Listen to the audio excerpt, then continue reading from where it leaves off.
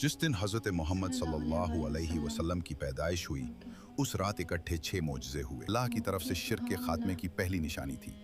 दूसरी तरफ फारिस के शाही ऐवान किसरिया में जलजला आया, तख्त लर्जा और छत की 14 बैलकोनियाँ गिर गईं, जिनका गिरना आप सल्लल्लाहु अलैहि वसल्लम की पैदाइश से सल्तनत के ज़वाल की इब्तिदा थी।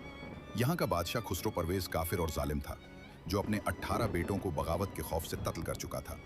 तीसरा मोजज़ा ये था कि ईरान की हज़ारों साल पुरानी सावा झील का सारा पानी रातों रात ज़मीन में जज्ब होकर मुकम्मल सूख गया, जो फारसी सल्तनत की दौलत और ताकत की अलामत थी। चौथा मोजज़ा ये था कि ईरान के बड़े मंदिर में एक ख़ास आग जो 1000 साल से लगातार जल रही थी, अचानक बगैर पानी या हवा के बुझ गई।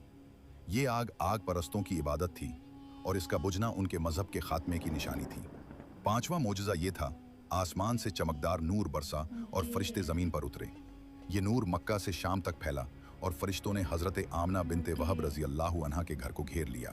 छठा मोजज़ा ये था, हज़रत जिब्रील अलैहिस्सलाम तशरीफ़ लाए और हज़रत आमना रज़ी अल्लाहु अन्हा को खुशखबरी दी, ए आमना, तुमने दुनिया का सबसे बेहतरीन बच्चा जन्म दिया, उसका नाम मोहम्मद रखो। सब्सक्राइब